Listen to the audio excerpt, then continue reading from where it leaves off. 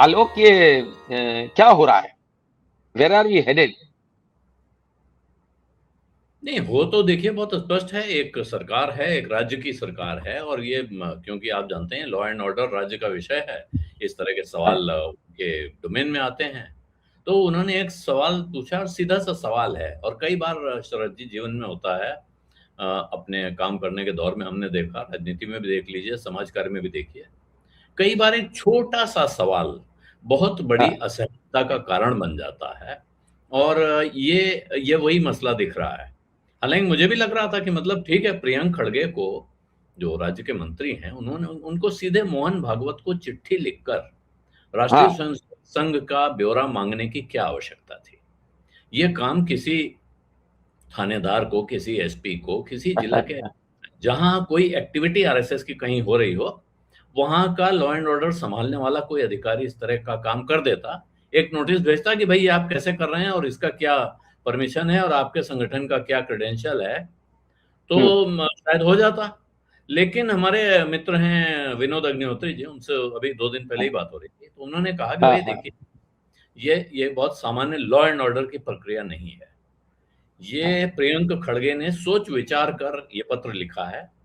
वो एक नैरेटिव सामने लाना चाहते हैं, एक ऐसा संगठन जो तरह तरह के नैरेटिव इस देश में फैलाता है, लोगों के बारे में चर्चा चलवाता है, और लोगों से सवाल झूठ पूछता और झूठ बहुत बोलता है। है। नहीं देखिए, झूठ सच तो ठीक है जो भी करता है, लेकिन जिसका काम लोगों से सवाल पूछना है, जिसके सदस्य और जिसके अनुषंगिक संगठनों के, या जिसके बच्चा संगठनों के सदस्य कहें, अब क्योंकि वहां अनुषंगिक कहना या उसका एफिलिएट कहना ठीक पता नहीं है, क्योंकि जिस संगठन के बारे में पता ही नहीं है कि वो क्या है, उसकी किससे क्या रिश्तेदारी है, कहना बड़ा मुश्किल है। तो भारतीय जनता पार्टी का भी तो अभिभावक संगठन है, लेकिन दोनों के बीच में क्या संबंध है हम नहीं जानते हैं।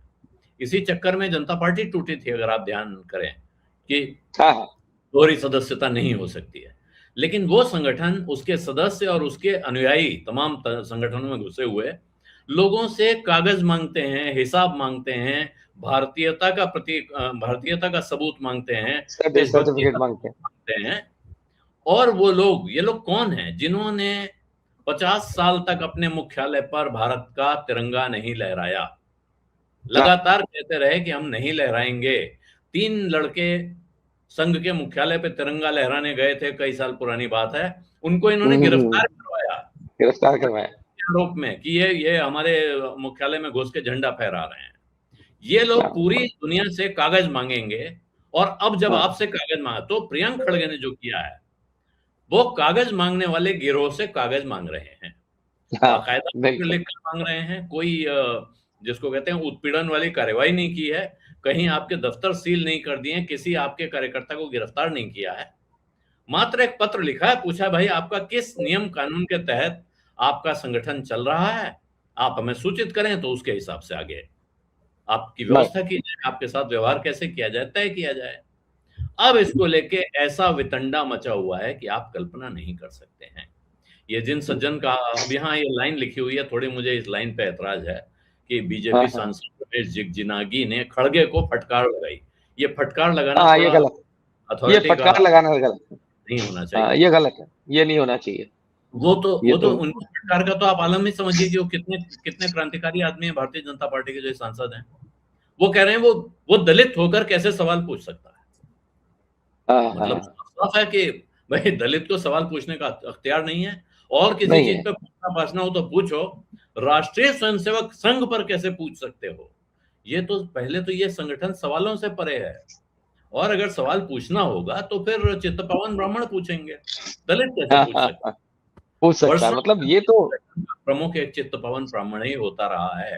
प्रोफेसर राजेंद्र सिंह पहले इसके सरसंघ चालक हुए, जो कि चित्तपावन ब्राह्मण नहीं थे। तो वो एक अलग, लेकिन वो संघ के अंदर की चर्चा का विषय है। उसमें अगर हम संघ से रिश्ता नहीं रखते हैं, तो हमें उससे बहुत ज्यादा लेना देना नहीं कि आपका प्रमुख कौन होता है, कहाँ से आता है, कैसे होता है।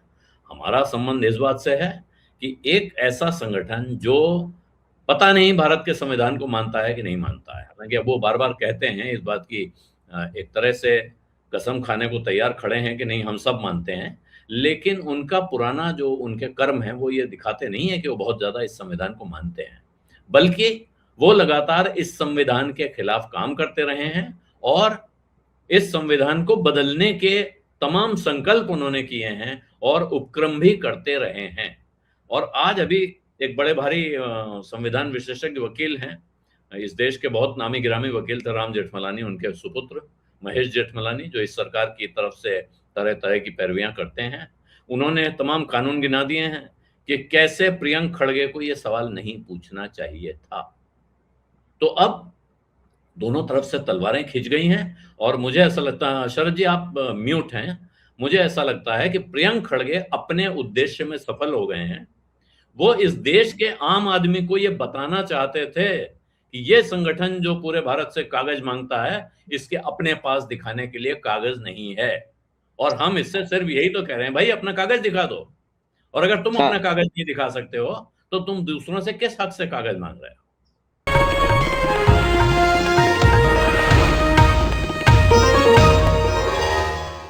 Copyright disclaimer under Section 107 of the Copyright Act 1976. Allowance is made for fair use for purposes such as criticism, comment, news reporting, scholarship, and research.